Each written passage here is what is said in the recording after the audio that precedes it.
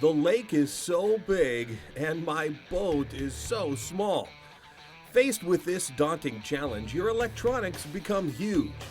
They penetrate the veil separating anglers above and fish beneath the surface, and reveal what lurks below.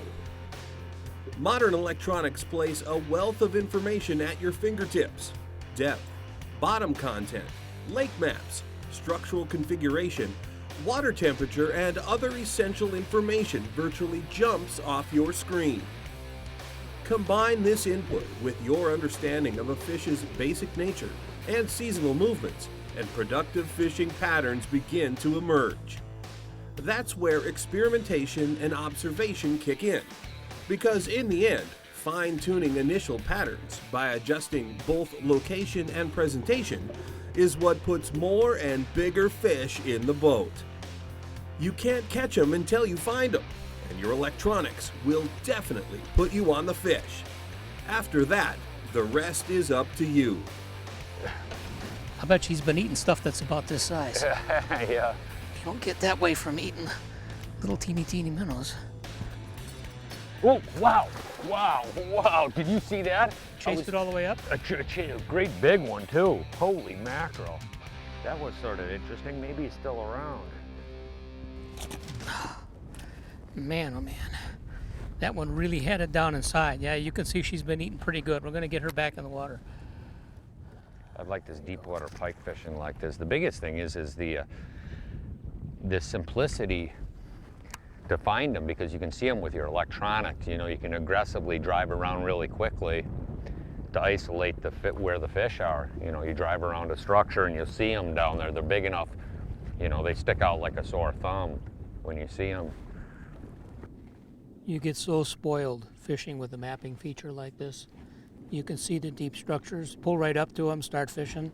It's not just lost out there in the nebulous vast beyond.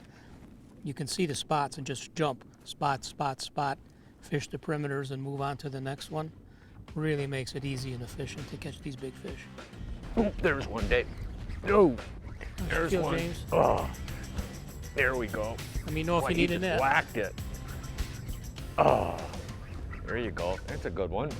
Look at that, just a school of, all of them they're like cookie cutters. They're all the same size. Boy, they're beautiful fish. Look how fat they are. Come here, buddy.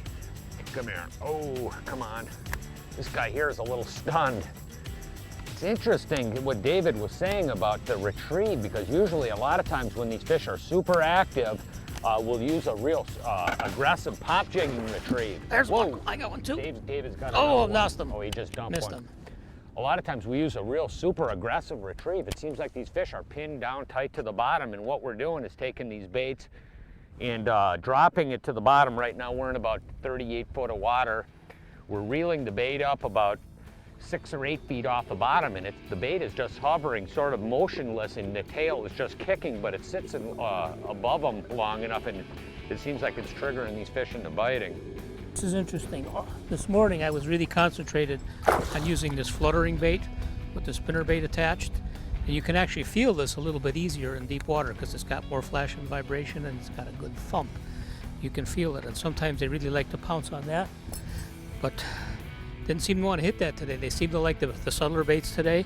And I switched back to just this one, the plain one with just the tail. And I was fishing it no more than 4 or 5 minutes and I got a bite. So sometimes a little bit of a change in the finesse of your presentation makes a big difference. The key to any successful day on the water is really based on a lot of experimentation. Today we started in the 20 to 30 foot zone. That's really common for midsummer pike. Our electronics help us determine that the pike were actually deeper, with 35 to 50 foot being the absolute best depth zone. As a side note, we started fishing with an aggressive pop jigging retrieve, then found a subtle swimming presentation proved to be far more effective. As in any fishing situation, you have to constantly experiment and let the fish tell you not only where, but what they're willing to bite.